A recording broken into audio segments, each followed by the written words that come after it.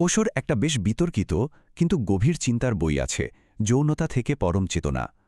চলুন আজ আমরা এই বইটার মূল ধারণাগুলো একটু সহজ করে বোঝার চেষ্টা করি। বইটা আসলে কি বলছে, কিভাবে আমাদের সবচেয়ে আদিম শক্তি মানে যৌনতাকে একটা উচ্চতর চেতনার স্তরে নিয়ে যাওয়া যায়, সেটাই এর মূল বিষয়। বইটা শুরুই হচ্ছে জানেন, একদম একটা সহজ কিন্তু অসম্ভব কঠিন প্রশ্ন দিয়ে, ভালোবাসা আসলে কি? ভাবুন তো একবার, এমন একটা অনুভূতি যেটা আমরা সবাই চাই, সবাই অনুভব করি, কিন্তু কেউ যদি সংজ্ঞা দিতে বলে কেমন যেন আটকে যায়, তাই না? ওশো ঠিক এই কথাটাই বলছেন যে ভালোবাসা অনুভব করাটা খুবই সহজ, কিন্তু এর সংজ্ঞা দেওয়াটা সে এক কঠিন কাজ। আর মজার ব্যাপার কি জানেন, তিনি বলছেন হাজার হাজার বছর ধরে মানুষ ভালোবাসা নিয়ে কত কথা বলছে, কত কবিতা, কত গান, কিন্তু তারপরেও আমাদের জীবনে সত্যিকারের ভালোবাসাটা যেন কোথাও উধাও হয়ে গেছে, একটা বিরাট শূন্যতা। তো সমস্যাটা ঠিক কোথায়? ওশোর মতে আমরা এমন একটা পৃথিবীতে বাস করছি যেখানে মুখে মুখে ভালোবাসার জয়গান, কিন্তু ভেতরটা একদম ফাঁকা। ভালোবাসার অভাবে একেবারে অনুর্বর একটা জমি যেন। আর আমরা সাধারণত কি করি? ভালোবাসার এই অভাবের জন্য আমরা একে অপরকে দোষ দিই, মানুষকে দোষারোপ করি। কিন্তু ওশো একটা অন্য প্রশ্ন তুলেছেন। তিনি বলছেন, আচ্ছা এমনটা কি হতে পারে না যে দোষটা মানুষের নয়, বরং আমাদের গোটা সংস্কৃতি, আমাদের ধর্ম, আমাদের মূল্যবোধ, এগুলোই আসলে একটা ভুল ভিত্তির ওপর দাঁড়িয়ে আছে? এই ব্যাপারটা বোঝানোর জন্য বইটাতে একটা দারুণ গল্প আছে।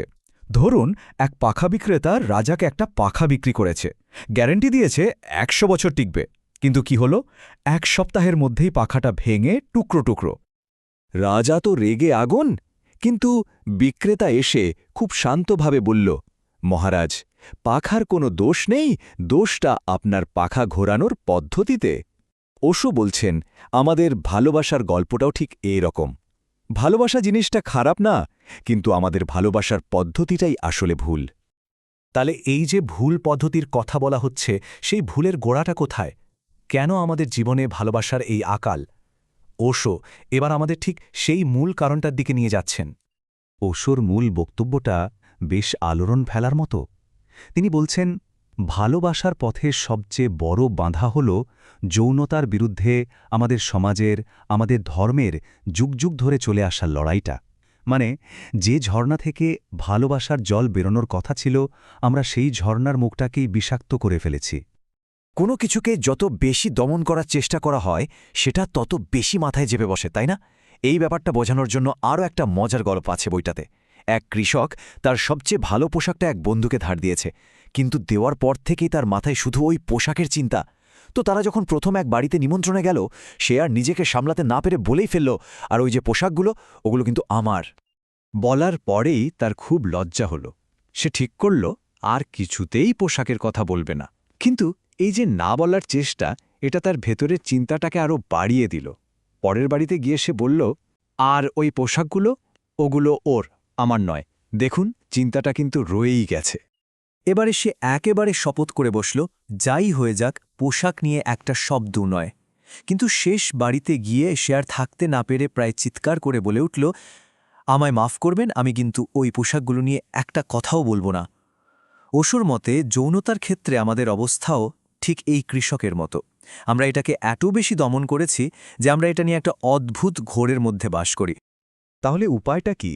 এই চক্র থেকে বেরোনোর রাস্তা কোথায়? এখানেই ওশো একটা সম্পূর্ণ অন্য পথের কথা বলছেন।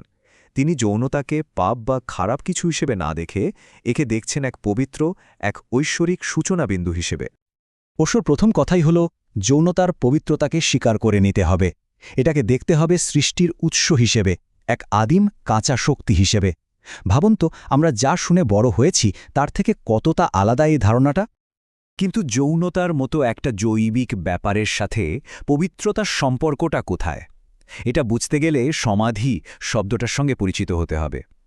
সমাধি মানে হল এক গভীর আনন্দের অবস্থা, যেখানে মন পুরোপুরি চিন্তাশূন্য হয়ে যায়, আর সেই শূন্যতার মধ্যে এক ঐশ্বরিক আনন্দ নেমে আসে। তো ওশো বলছেন, মানুষ যৌনতার প্রতি এত তীব্রভাবে আকৃষ্ট কেন? কারণ অর্গ্যাজমের ওই কয়েকটা মুহূর্তে আমরা নিজের অজান্তেই সমাধির একটা ছোট্ট ঝালক পাই। ওই সময়টায় কি হয়? কিছুক্ষণের জন্য আমাদের আমিবোধটা হারিয়ে যায়, আর সময়ের জ্ঞানও থাকে না। অতীত ভবিষ্যৎ সব যেন এক হয়ে যায়। কিন্তু যদি যৌনতার মধ্যে সমাধির ঝলক থাকে, তাহলে সেই শক্তিটা ভালোবাসায় রূপান্তরিত হয় না কেন? এখানেই ওশো আমাদের পরের এবং সম্ভবত সবচেয়ে বড় বাধাটার কথা বলছেন। এই বাধাটা হলো আমাদের অহংবোধ বা ইগো। এই যে আমি একটা ভাব, আমি আছি, এই চেতনাটা একটা অদৃশ্য দেওয়ালের মতো কাজ করে। ভালোবাসা মানে তো হলো অন্য কারোর সঙ্গে এক হয়ে যাওয়া, মিশে যাওয়া। কিন্তু এই অহংবোধের দেওয়ালটা আমাদের সবসময় আলাদা করে রাখে, তাই সত্যিকারের সংযোগটা আর হয়ে ওঠে না। এই অহং যে আসলে একটা মায়া, একটা ভ্রম, সেটা বোঝানোর জন্য নাগসেনের রথের একটা বিখ্যাত গল্প আছে। সন্ন্যাসী নাগসেন এক রাজার রথের চাকা, বসার জায়গা, ঘোড়া সব একে একে খুলে ফেললেন। তারপর রাজাকে জিজ্ঞেস করলেন, মহারাজ, আপনার রথটা এবার দেখান তো। আসলে তো কিছুই বাকি নেই, রথটা ছিল কেবল কিছু যন্ত্রাংশের একটা সমষ্টি। তার মানেটা কি দাঁড়ালো? আমাদের আমি বা অহংটাও ঠিক ওই রথের মতোই, অনেকগুলো ভাবনার সমষ্টি ছাড়া আর কিছুই নয়। ওশো বলছেন, এই অহং যখন চলে যায় তখন যে শূন্যতা তৈরি হয়, সেখান থেকেই ভালোবাসার জন্ম হয়। ভাবুন, দুটো ফাঁকা জায়গা সহজেই মিলে যেতে পারে, কিন্তু দুটো দেয়াল দিয়ে ঘেরা মানুষ কখনো মিলতে পারে না। ঠিক যেমন কুয়ো থেকে পাথর সরালে জল বেরিয়ে আসে, মন থেকে অহং সরালেই ভালোবাসা বেরিয়ে আসে। তাহলে এই পুরো যাত্রাপথটা কেমন? ওশো এই রূপান্তরের প্রক্রিয়াটাকে একটা অসাধারণ উপমা দিয়ে বুঝিয়েছেন, কয়লা থেকে হীরা হয়ে ওঠার যাত্রা। তিনি বলছেন, কেবল যৌনতার শক্তিই ভালোবাসায় প্রস্ফুটিত হতে পারে। যদি যৌনতা কয়লা হয়, তবে একদিন নিশ্চিতভাবেই তা হীরা হয়ে উঠবে। কি অসাধারণ একটা ভাবনা, তাই না? এই স্লাইডটা দেখুন, পুরো ব্যাপারটা একবারে পরিষ্কার হয়ে যাবে। একদিকে কয়লা মানে যৌনতা, এটা হলো আমাদের আদিম শক্তি, যাত্রার শুরু। আর অন্যদিকে হীরা মানে পরম চৈতন্য বা সুপার কনশাসনেস, এটা হলো সেই আদিম শক্তিরই রূপান্তরিত রূপ, আমাদের আসল লক্ষ্য। তাহলে ওশোর দেখানো রাস্তাটা কি? যদি এক কথায় বলি, খুব সহজ। আমাদের যে কাঁচামাল মানে যৌনতা, সেটাকে দমন করা বা অস্বীকার করা নয়, বরং সেটাকে স্বীকার করা। আর তারপর অহংবোধের দেওয়ালটাকে ভেঙে ফেলা, যাতে ওই শক্তিটা রূপান্তরিত হতে পারে। সবশেষে এই পুরো আলোচনাটা আমাদের একটা খুব জরুরি প্রশ্নের সামনে এনে দাঁড় করায়। জীবনের সর্বোচ্চ স্তরে পৌঁছনোর পথ কোনটা? আমাদের আদিম শক্তিকে দমিয়ে রাখা, নাকি তাকে সম্মান দিয়ে এক নতুন রূপে রূপান্তরিত করা? উত্তরটা হয়তো আমাদের প্রত্যেককেই নিজের ভেতরই খুঁজে নিতে হবে।